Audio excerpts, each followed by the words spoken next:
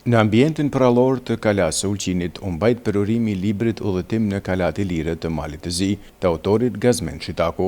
Ky libër paraqet udhëtimin e vet autorit dhe kolegëve të tij në kështjellat historike i lire të Malit të Zi, të ilustruar edhe me fotografi mbreslënse, që këtyre tempujve historik u japin një dimension të ri vizual në syrin e lexuesit. Në përorim foli vet autori, i cili falenderoi të gjithë ata që kanë dhënë kontribut për realizimin e këtij botimi, në veçanti pjesëtarët e grupit i lirët, Sami Flamurin, Gëzim Mavriqin dhe Indrit Shitakun, si dhe Fondin për mbrojtjen dhe realizimin e të drejtave të popujve pakicë, të cilët edhe financuan këtë libër. Libri të cilin e keni pranë është i një formati tipit katalog, i ilustruar me fotografi të jashtëzakonshme, të cilat i ka bë Gëzim Mavriqi. Ka fotografi të cilat, ka edhe fotografi, po edhe të dhëna të cilat për herë të parë përmenen në libër. E them në një vend se çdo plëmb toke në Malë të Zi, po ta rrëmifësh, do të gjesh diçka të cilat duhet të hulumtohet. Për fat të keq, situata është e tillë, po në një kohë të gjatë po përcillet që trashëgimia kulturore e jona është shumë pak, apo as pak, si të themi, nuk po i kushtohet vëmendje. Kur e thash më parë se ideja e cila i rrjedhi për punimin e këtij libri, ishte ajo që në çdo pikë të cilën e kemi vizituar, Samiu ka bërë xhirime, të cilat i ka transmetuar online në rrjetet sociale, xhirime të cilat për një periudhë kohore, si të themi 2 orëshe, ka rrit dikun deri në 5.000 shikime, kurse sot, për shembull, secili rrugtim të cilit kemi bërë ne, e që gjendet në librin që keni në dorë, i ka përmbi 70.000 shikime, të cilat nuk janë pak, me këto kushte të cilat i kemi punuar na.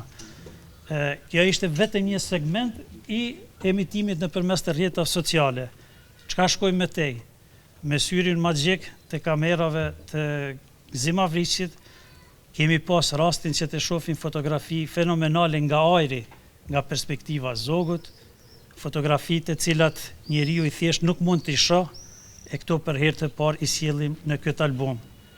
Dhe për ta përmbyllur këtë, jam kujdesur që përjetimet të cilat i kemi pasur në këto rrugtime, t'i qes në letër dhe që u tregua se ato ishin shumë të suksesshme, pasi që jo vetëm se portalet i kanë transmetuar ashtu në mënyrë integrale siç i kam shkruar unë, por ato edhe kanë si të themi, kanë pasur fatin që edhe të botohen dhe ka shumë gazeta të shtypura në Shqipëri dhe në Prishtinë të cilat tekstet në mënyrë integrale i kanë botuar. Kjo ja ngrit një vlefë pak më të madhe edhe librit, por edhe kësaj, si themi, gjithë rrugtimit tonë.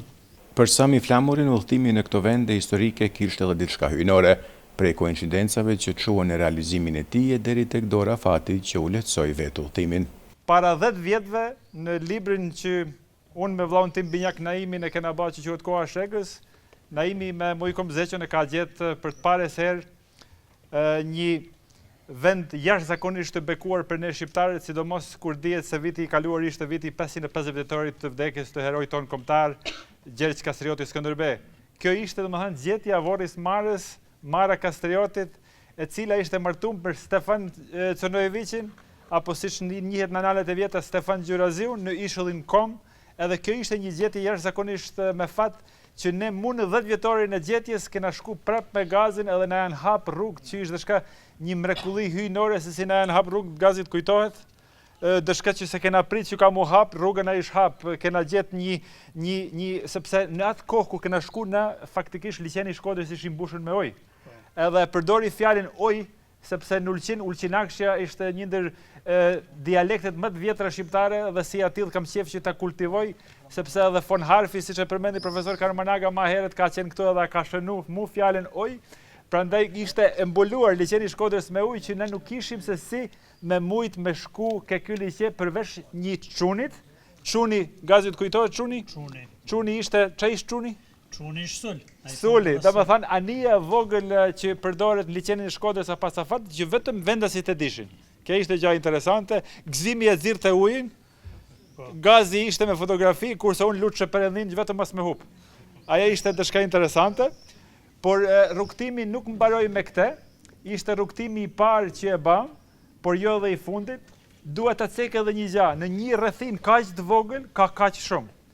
Përveç kështjellave ilire, të cilët i kemi përmend në libër, duhet ceki edhe vorret misterioze në Vuksan Lekaj. Domethënë vorret misterioze në Vuksan Lekaj afër Tuzit ish një kryevepër e një mjeshtrie, si kanë ditë shqiptarët me punu në gur, edhe e cilët gjerë me sot nuk ishte spjegueshme. Domethënë Gazi nuk ka një shpjegim të mërfill pse i kanë bë vorret në atë mënyrë monumentale. Edhe do mos duhet të përmendim Medunin, apo që njihet në antiktivitet Dokleja, por do mos edhe vendin e vendbanimit të Teutës në Risan, apo siç Gazi e cek aty ku rrin Zana, Rizoni i vjetër antik. Nuk duhet ta zgjati më herë, edhe një herë kishe me u lut çdo kush që ka më marr këtë libër, unë duhet ta quaj vlla, çdo kush që do ta marr këtë libër duhet ta quaj motër, që shtrëngoj dorën dhe t'i përshëndes dhe t'i përgëzoj për këtë libër fantastike që pata fatin t'jem pjesë me gëzimin dhe i ndrit Qitakun. Po ashtu dua të falenderoj edhe Muho Uruçin, i cili ishte në rrugë me ne, domethënë nuk dua vetëm dua ta falenderoj pikës parit Zotin për që na dha mundësinë që ta bam këtë udhtim, edhe një herë ta shtrëngoj dorën Gazet Qitaku që ja bani këtë libër. Faleminderit. Me pas për librin foli recenzenti Jaho Kollari, por dhe të pranishmit e tjerë të cilët vlerësuan larg botimin e fjalë, por dhe frymën këmbëngulëse dhe hulumtuese të gjithë grupit, duke uruar dhe shpresuar se prej tyre në të ardhmen do të ketë edhe botime të tjera.